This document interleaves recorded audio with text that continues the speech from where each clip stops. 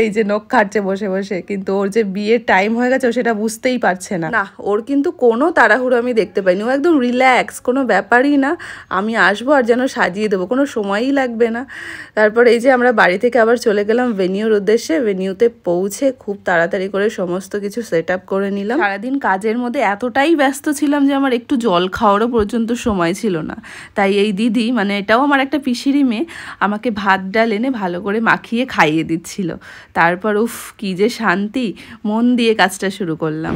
কান্না করিস না, কান্না করিস না, এবার যে বাড়িতে যাবি সেই বাড়ির লোক কাঁদবে।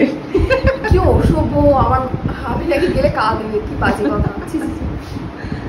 শ্বশুর শাশুড়ি খুব ভালো, ভালো থাক সাথে। হ্যাঁ, শাড়ি পরানোটা ঠিক আছে?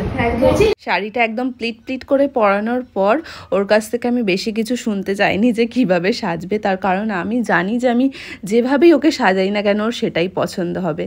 আর এটা প্রথমবার নয় যে আমার কাছে সাজো, এর আগে বহুবার আমার থেকে সেজেছে, যখন আমি মেকআপ জানতামও না তখনও আমার কাছে সে সাজতো আর কি, মানে আমার ভালো লাগতো ওকে সাজাতে বা ওরও ভালো লাগতো আমার কাছে সাজতে।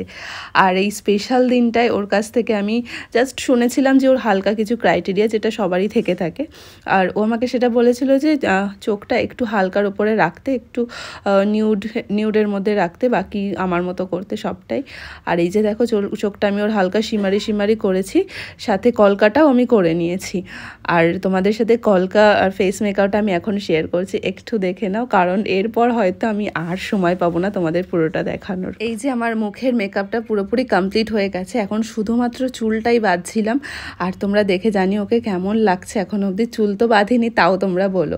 ততক্ষণে দেখি গেস্টও আসা শুরু হয়ে গেছে, গেস্ট অ্যাটেন্ড করাও শুরু করে দিয়েছে ও মেকআপ করতে করতেই।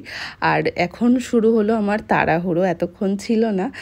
চুলটা থেকে যখন আমি শুরু করলাম বাঁধা তখন থেকেই শুরু হয়েছে তাড়াহুড়ো। পিসা আমাকে বারবার এসে বলছে তাড়াতাড়ি করতে, তাও আমি চেষ্টা করছিলাম যে একটু যদি কমের মধ্যে কিছু করা যায়।